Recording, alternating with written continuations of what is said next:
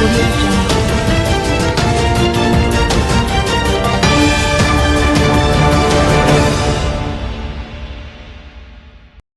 Trilani farmer charged over stabbing during dispute at bar. A 24-year-old farmer has been charged with murder with intent following a stabbing incident at a bar in Thompsontown, Trilani. The accused, Shaquille Joseph, otherwise called Eddie, of royal friends in the parish, allegedly attacked a man during an altercation around 2 a.m. on Saturday, July 5th. According to reports from the Falmouth police, Joseph and the man were involved in an argument when Joseph used a knife to inflict a stab wound to the man's neck. The injured man was assisted to hospital where he received treatment. Joseph was later arrested and charged after being positively identified. His court date is being finalized. Witness identifies photographs as Maitland trial resumes.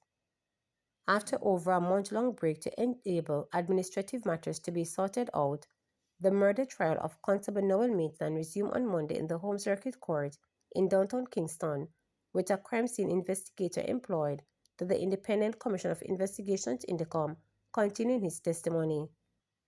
The examiner explained that he had gone to Maitland's Chester Manor apartment in St. Andrew in July 2022 to scoop for evidence following the disappearance of Maitland's social media influencer and entrepreneur girlfriend, 24-year-old Donnelly Donaldson.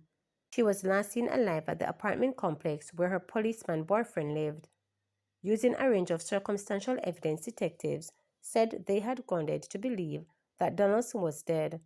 Maitland was subsequently charged with murder and preventing the lawful burial of a corpse.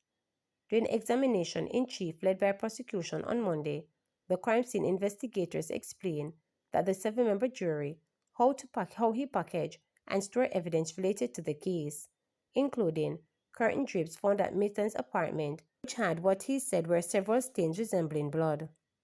From Maitland's apartment, he also secured a pillow cushion.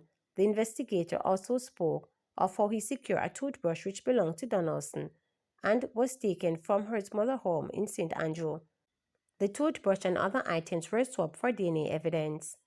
I collected the package, the brown curtain, and placed it in storage, which is our exhibit room or vault at Indicom headquarters in Kingston.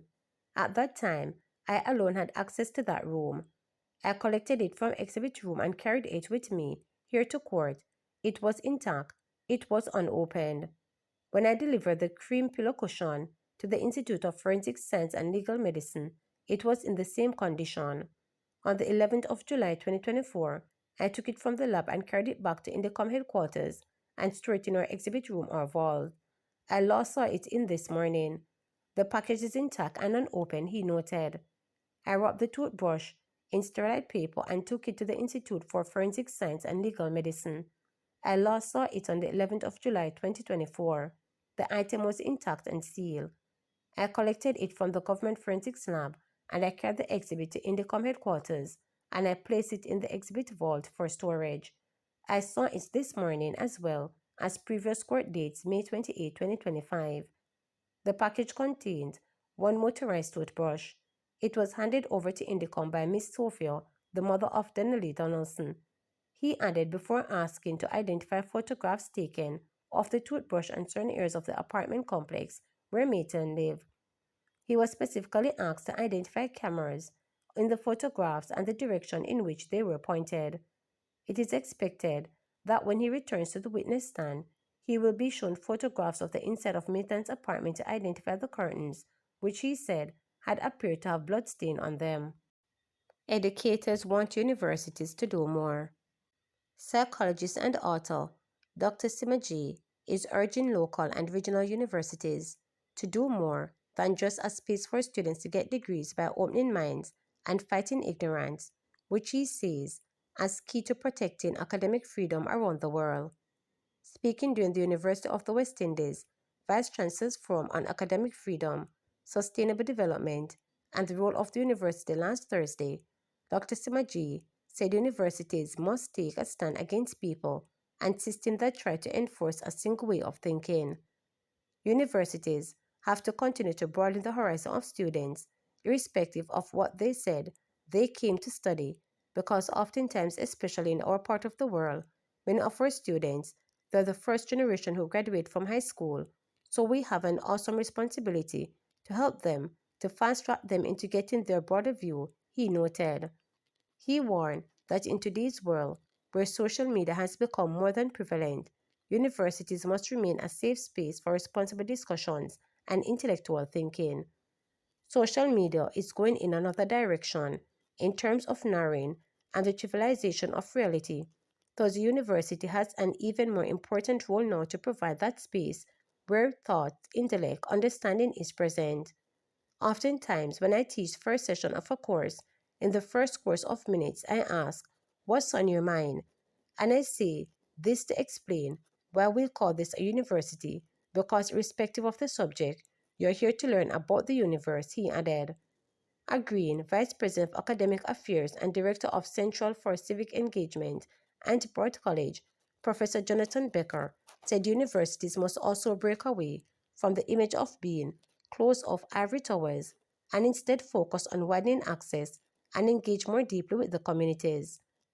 I think we need to recognize it as a privilege to have access to higher education, and therefore it's the responsibility of institutions to consider access to higher education when it is shaping its programs. Too often, institutions are thinking about how to provide access to people who might not otherwise have it, so they do not think about how they can prepare students who have had educational opportunities earlier to do so, he explained.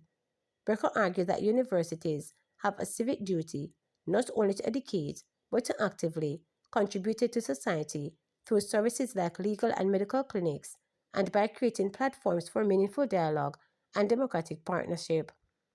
I write a lot on what I call universities as civic actors. They should view themselves as being capable of contributing to communities in which they're situated, first and foremost, through providing education, but through other types of activities it can do too, he noted. Becker also highlighted the importance of helping students find their voice through exposure to diverse ideas and experiences.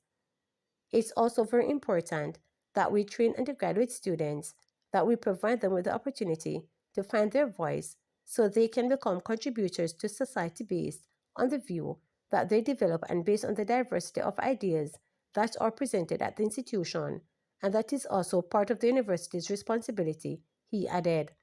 Meanwhile, Professor John from the University of Alabama pointed out that from his perspective, universities across the world are slowly becoming too much like businesses. He warned that teachers and professors are losing their voice in the process, which could hurt the quality of education. I think my call to action would be for faculty to regain control of the university. There used to be something called faculty governance.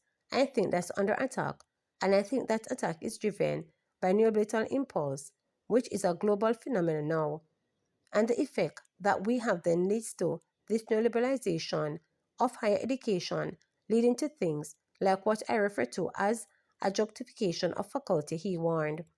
He believed that in order for universities to conquer the fight against the growing threat to academic freedom, they should go back to being places that help people live full and meaningful lives and not just train them for work. Skilled people and educating them to get a job is necessary for them to flourish and gain self-sufficiency, but it doesn't lead necessarily to a flourishing life. That requires other gifts from the university.